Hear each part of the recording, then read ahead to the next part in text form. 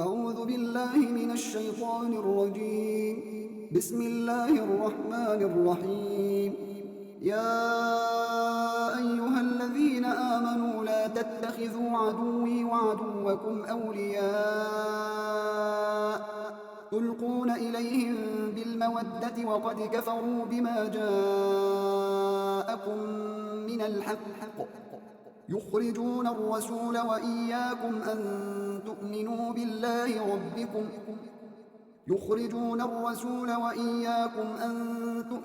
بالله ربكم إن كنتم خرجتم جهادا في سبيلي وابتغاء مرضاتي تسرون إليهم بالمودة وأنا أعلم بما أخفيتم وما أعلنتم ومن يفعله منكم فقد ضل سواء السبيل. إن يثقفوكم يكونوا لكم أعداء ويبسطوا إليكم أيديهم وألسنتهم بالسوء وودوا لو تكفرون. لن تنفعكم أرحامكم ولا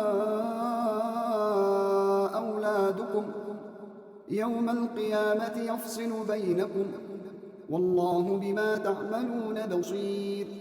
قد كانت لكم أسوة حسنة في إبراهيم والذين معه إذ قالوا لقومهم إنا براء منكم ومما تعبدون من دون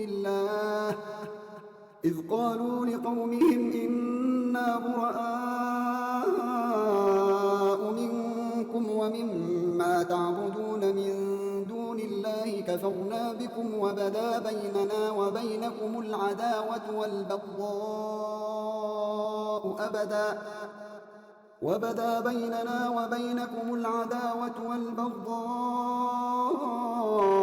أبدا حتى تؤمنوا بالله وحده إلا قول إبراهيم لأبيه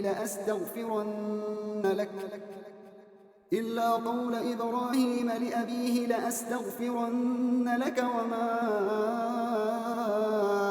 أملك لك من الله من شيء ربنا عليك توكلنا وإليك أنبنا وإليك المصير.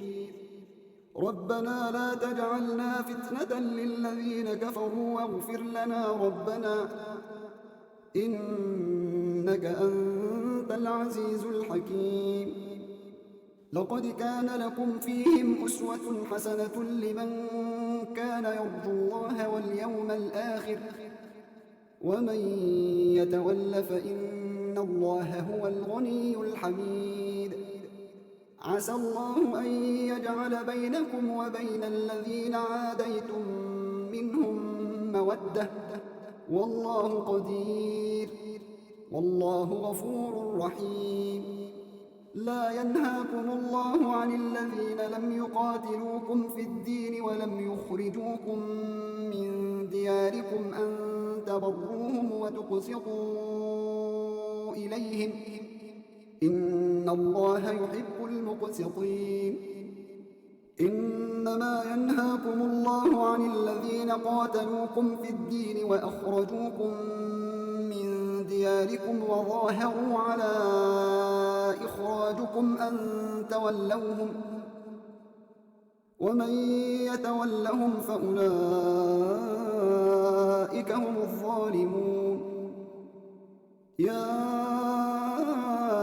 أيها الذين آمنوا إذا جاءكم المؤمنات مهاجرات فامتحنوهن الله أعلم بإيمانهن فإن علمتموهن مؤمنات فلا ترجعوهن إلى الكفار لا هن حل لهم ولا هم يحلون لهن وآتوهم ما